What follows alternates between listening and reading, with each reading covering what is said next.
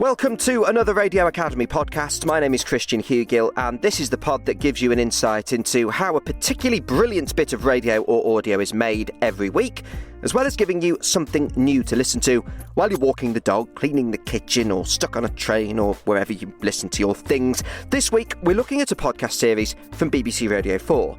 It asks what happens when tragedy makes you a target. Why would anybody accuse terrorism survivors of being liars and crisis actors? We got told after the attack that apparently we were actors. Who are the people telling you were acting? These people that do all these conspiracy theories. These are the online trolls that find survivors after the worst day of their life to tell them they're lying. You know, I'm sat there immobile in a hospital bed and you're getting messages from people saying they're going to hang you. Laughing about something that is so serious and so serious to all of us that have been affected. It's just despicable what people have done. In Disaster Trolls, the BBC's disinformation and social media correspondent Marianna investigates how people caught up in the Manchester Arena bombing and other UK terror attacks are targeted with extreme conspiracy theories, online abuse and threats. Marianna uncovers shocking evidence that British trolls are blighting the lives of people in the UK. Marianna starts by telling us where the project began. I started working on this investigation around the beginning of last summer, and it was a time when we were talking again about the US conspiracy theorist Alex Jones and the cases that were taking place over in the States where parents of children or people killed at the Sandy Hook school shooting in Connecticut in 2012 were taking Jones to court because they wanted compensation for the harm caused to them because of the hate that was triggered by conspiracy theories he promoted, suggesting, for example, that those who were actually killed in that shooting were acting, it was staged in some way, it was fakes. And so I wanted to see whether those kinds of conspiracy theories and that kind of disinformation were affecting people over here in the UK, particularly survivors of disasters, terror attacks, tragedies. And so I set about investigating it and very quickly started to come across some very disturbing online conversations taking place where parents of children killed at the Manchester Arena bombing that happened back in 2017 were being harassed by accounts that told them it was staged, their children hadn't really died, that actors were involved, crisis actors, all of the same language and the same playbook as those conspiracies that Alex Jones promotes, but much closer to home. And it was after that I got in touch with some of the survivors and then also started hearing from a whole range of different people who'd lived through terror attacks who reached out to me because I said I was looking at this topic to say this is something that's just become part and parcel of living through a terror attack or a tragedy, and people deny the reality that you experienced, often, horrific events that have changed the course of your life. And it's so distressing. But not just that, it was starting to spill out into the real world. And survivors were telling me about how they'd been left frightened and scared when conspiracy theorists had alleged to turn up at their homes, their places of work, filmed secretly or otherwise them to try and disprove their injuries or to check whether they were lying about what had happened to them. And so it all began from there, really. And I started working on this Radio 4 podcast with Anne Dean, who's the brilliant producer I work with lots, and then also with BBC Panorama, sort of in conjunction with that. And it was really interesting, the different ways that the investigation unfolded for those different mediums. And I think for the podcast in particular, we had the space to really sort of interrogate the stories of the survivors, but also why people are drawn into these more sinister forms of disinformation. These are people who have extreme delusional beliefs, and you are talking to the people who those beliefs affect. Was it a difficult thing to persuade people to talk about this? Because obviously you've got the incident that's happened, for example, Manchester, but then also you've got the result of these people's beliefs that's almost opened a whole new avenue of stress, avenue of horror. Was it difficult to persuade people to be involved, or did people want to tell their story? It was more often than not the latter, which was that people felt like this is an area of living through a terror attack that hasn't been widely covered or recognised or investigated. And they were really keen that I interrogate what was going on and expose it. And there were some really powerful conversations I had with some of the survivors. One that really stayed with me, where they said, the media can kind of choose not to cover this stuff and be a bit squeamish about reporting on it. But ultimately, that doesn't change the reality for us, which is that we're being harassed online and offline. And it's, it re-traumatizes us for quite a few of them. This just makes it so much harder to deal with what they're already trying to kind of make sense of and cope with.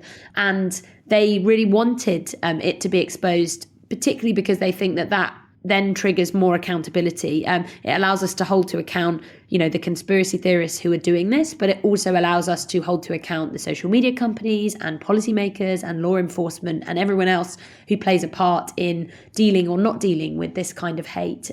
So I was taken aback, although perhaps in this job I'm kind of not as taken aback as I used to be, at just how readily people wanted to talk about it and wanted it to be exposed. And one of the brilliant things to come out of it is the experience of those survivors who have had an overwhelmingly positive response from listeners, from the public, who were shocked to hear about the tactics being employed by these conspiracy theorists and the lengths that they were willing to go to. And also it's reduced the platforms and the reach of the people who were pushing those conspiracy theories.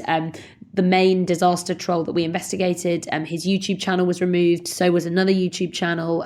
His stall where he was selling books and DVDs, some of which kind of pushed this theory that the Manchester Arena attack was staged and very forensically and specifically sort of unpicked the reality of these survivors' stories. That stall's been shut down. So it's something that we grapple with a lot when we do these kinds of podcasts. How much do we risk amplifying dangerous conspiracy theories to an audience who might never have heard of them before, versus the public interest of interrogating the real world impact that this kind of disinformation can have.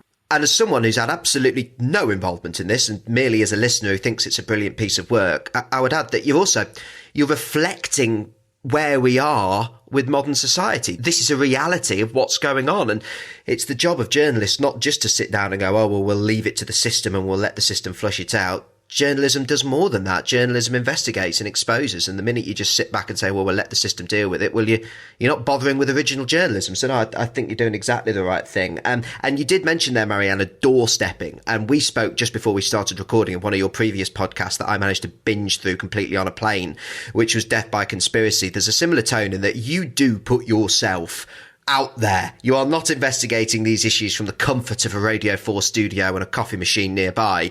You are doorstepping, you are out and about, you are in these communities. Hi Richard. It's Marianna Spring from the BBC. He sat behind a desk wearing a black t-shirt with his website logo. There's a very brief second where his expression is open, almost welcoming, before he sees the camera behind me and his face drops. I've been in touch about a podcast and a panorama that we're doing, and I wanted to come here to get some answers to some of the questions that I'd asked you. I wondered if you'd be up for answering some questions. No, thank you. Why don't you want to talk to me? I've already explained that in my email to you. Do you not want to talk about the evidence? Talk about No, not at all? no, I don't want to talk about anything. Can that be nerve-wracking when you are doorstepping people who you know, albeit you are doing it in a very amicable way, and that's clear, but you're still putting yourself at risk, you're still putting yourself in what I imagine is a nerve-wracking situation? Absolutely, and you really have to be so prepared for particularly those moments when you're either, doorstepping someone who's been promoting these kinds of conspiracy theories, or you're attending a rally that is pushing that kind of disinformation, or you have to really, and I have unfortunately a lot of trolls from within the conspiracy movement, many of whom target me quite repeatedly and ferociously on social media, and one of my biggest fears is that spilling off into offline violence in any kind of way. So I think that we have to think really carefully about when I attend these things and how I do it, but also I think it's crucial to be able to talk to people, and as you say there, I always really like to and so did the kind of teams I work with, come from a point of empathy. Like I genuinely want to understand and I want insight into why people are doing what they're doing, but I also have to hold them to account. And I think actually that kind of shouty, angry, you're wrong, I'm right approach just does not work when you're investigating this sort of area. And it doesn't work. It's not the same as holding to account a prime minister or a politician. These are different kinds of people often. And so it's about really kind of trying to both understand and interrogate. And when it came to that doorstep in particular, we had to, the amount of thought that goes into what we're going to ask and how we're going to do it is phenomenal, because also, this particular disaster troll, his tactics involved effectively doorstepping people who had survived UK terror attacks in a way that was, totally against our editorial guidelines, and with the purpose of checking whether they were lying about their injuries, not announcing who he was, secretly filming them, all kinds of things that just we would absolutely never do. But it was so important, and particularly in the podcast, to explain that to the audience and how that doorstep we do is so carefully thought about, and entirely with the purpose of being able to, in the public interest, ask questions to this person who is causing very serious harm to the survivors and whom was not willing to engage with us when we sort of tried to do an interview with him, and when we sent over our list of points that we wanted to ask him about. And so you really, you have the weight of expectation on your shoulders when you're going up and doing that kind of doorstep. You have one chance. You have one chance to ask the questions, to get the answers for the survivors in particular. And you're facing someone who you imagine is not going to like you very much, both because you're asking them those questions, but also because I've become somewhat of a sort of, I don't know what the right word is. I've become somewhat of a villain in the UK conspiracy movement. And so particularly those who are very involved in it don't often want to talk to me. But the flip side of that, interestingly, is that sometimes they do want to talk to me. And I always find that once I've met people and I've spoken to them, on the whole, aside from doorstepping, but more generally, if people agree to an interview with me, they don't tend to send me abuse anymore or send out hate or target me in that way. And that always sort of reaffirms to me, at least, the importance of real world kind of like actually going and meeting people and talking to them, and certainly not sitting it cozily in the BBC and sort of just giving people a bell and not actually going and meeting them. I think that it makes such a difference to the kind of quality of the reporting, and the podcast in particular, when you're really wanting to draw out that kind of empathy and understanding, and you let people kind of breathe and speak for themselves, and you don't have to, you want to challenge them, but you don't challenge them so much that you don't give them the opportunity to respond and say what they have to say. And when it comes to not the leaders of these conspiracy movements, but the fans. So for example, there's a fan we interviewed as part of Disaster Trolls, who was a really lovely woman who has, been entertaining this kind of disinformation, and who particularly liked the disaster troll in question. There's still one online source that she particularly likes. I like Richard D. Hall. He's quite interesting. He talks about things that other people don't speak about. But what about the kinds of claims we've been investigating? That terror attacks, like at Manchester Arena, are hoaxes, and that survivors are crisis actors. She's on the fence. No, I honestly keep an open mind on that. I don't say I do, and I don't say I don't, because I don't know. You can't say either way. What would it take, though, for you to think, oh, actually, it definitely wasn't actors, or it definitely wasn't a hoax? I don't know one way or the other. I hope not.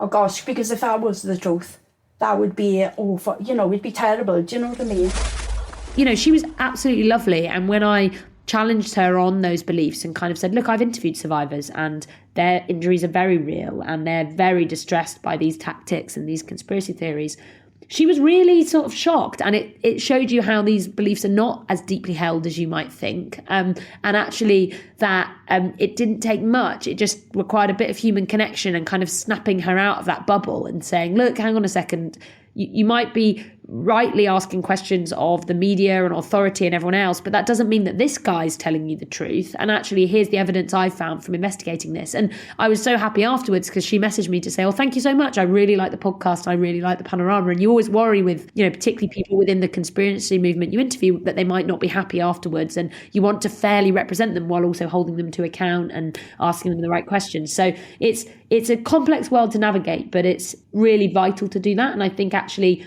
it's our inability to do that, or our our worry about doing that has limited journalism in this area and actually made it feel very us and them. And that contributes to this problem where people think, oh, I'm going to believe, this person who's telling me that this wasn't real or this was staged over trusted media sources who've spent hours and hours investigating something just because I don't trust the institutions anymore. And so, yeah, here's where I'll turn. And if I can be some kind of lifeline sometimes to some of those people, I like to think that maybe some of the fans of this disaster troll guy will have listened to the podcast or watched it, even because they thought they'd hate it and actually have listened and thought, oh, hang on a second.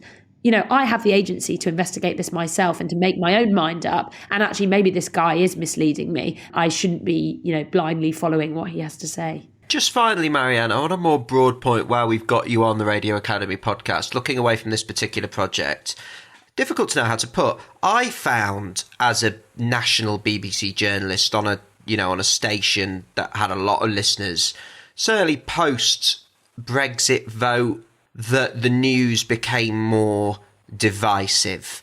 And I found it, as a journalist, I found it more tricky to be a journalist when you're being accused of bias from both sides, when people are hunting you out on Twitter. And I imagine that what I received was a fraction of what you received. As you rightly point out, for those that are in this era of mistrusting the BBC, and you are the BBC's disinformation correspondent, you're almost the poster person for this sort of belief. Is it tricky to deal with personally? It's a tricky time for a lot of journalists. How do you deal with that?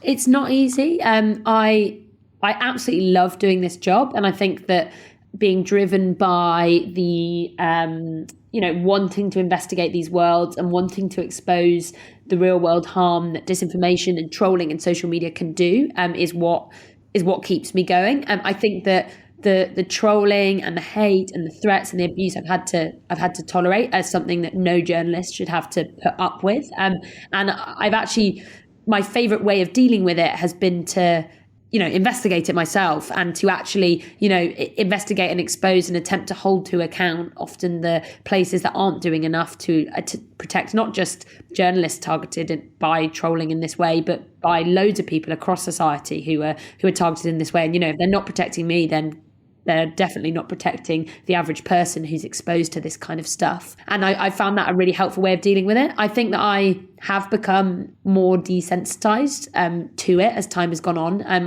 It's really interesting because I'm investigating Twitter right now and sort of the rise of, questioning and interrogating whether there's a rise in hate and disinformation and looking at my own hate. And I've kind of anecdotally feel like there's been a bit more hate recently, but obviously I've got to sort of bottom that out and interrogate, is that really the case? And I just noticed compared to when I first did an investigation into my online hate, which just felt, I feel like I was much more likely to have a little cry or be like, oh God, this abuse is horrible. I'm so much more used to it. And that's not necessarily a good thing. It's certainly a way of cracking on with it. But I hope that the one thing I can do is just continue to investigate and expose and interrogate it and talk about it. And particularly when I talk to people who are looking to become journalists, young people, students, I often say to them, which I'd emphasize again, I would never want it to put people off. In fact, it absolutely shouldn't put people off, and they should definitely, they shouldn't be scared of it. But it is unfortunately something that comes with being a journalist, particularly in this field, and particularly a reporter that covers these kinds of topics. But across the board, there are journalists who have to put up with terrible racist and homophobic and all kinds of other forms of hate. And, that's not to say even, the people operating in Russia or Iran or other countries where they are literally quite literally persecuted for doing their jobs. And so I think all I can do is keep covering it and talking about it like this. And I think that's a really good way of making people aware that this goes on and the impact it has. The stuff I really don't like is the stuff that makes you fearful for your safety. It's like just the other day I walked out of the BBC and there are some kind of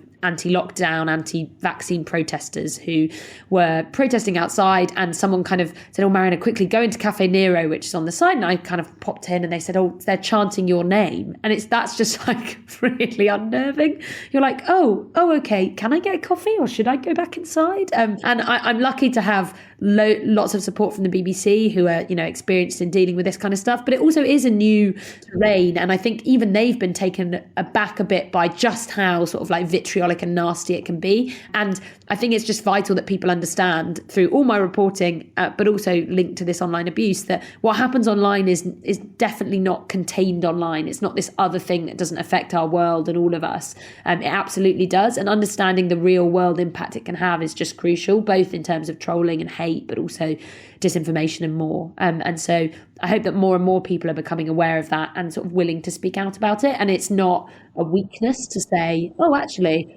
it's really nasty being called all horrible names under the sun. I don't really want to be anymore. A huge thanks to Marianna. Disaster Trolls is such an important listen. It's available now on BBC Sounds. I thought it was especially interesting hearing, just what Marianna and the team considered before deciding to shine a light on these issues, and also some of the realities of being a journalist in the social media age. Now, next week is my penultimate Radio Academy podcast. I'm going to be passing on the baton to a shiny new host in February, and I'm going out on a high with 2 final shows. In a couple of weeks, we're with the team behind one of the most successful podcasts in the country. And next week, another podcast. This one gives a truly unique insight into life in prison. It is absolutely fascinating. I look forward to talking to you then. Bye for now.